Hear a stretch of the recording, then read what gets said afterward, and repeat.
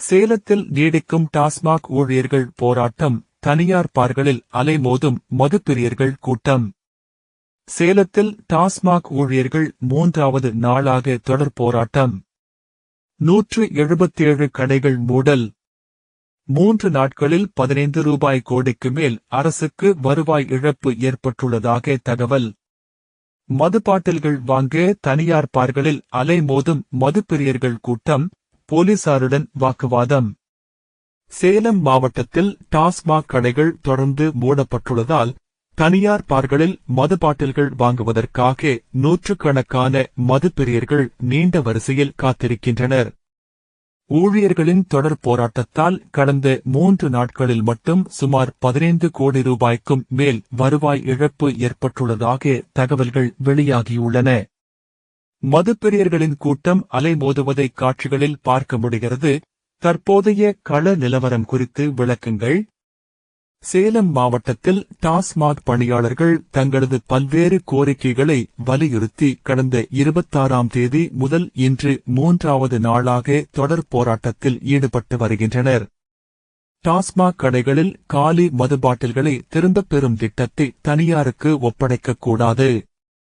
20 ஆண்டுகளுக்கும் மேலாக பணியாற்றி வரும் ஊழியர்களை பணி நிரந்தரம் செய்ய வேண்டும். காலமுறை ஊதியம் வழங்கப்பட வேண்டும்.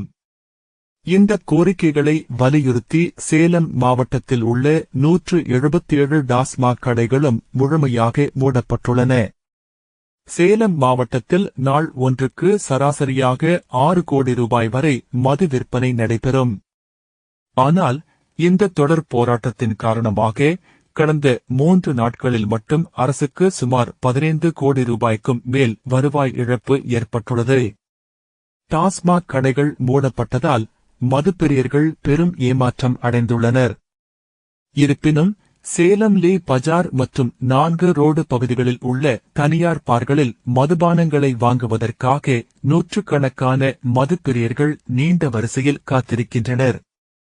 அங்கு உறுப்பினர் அட்டை, மெம்பர்ஷிப் கார்டு உள்ளவர்களுக்கு மட்டுமே மது வழங்கப்படும் என பார் ஊழியர்கள் நிபந்தனை விதித்ததால் மதுப்பிரியர்களுக்கும் பார் நிர்வாகத்திற்கும் இடையே கடுமையான வாக்குவாதம் ஏற்பட்டது.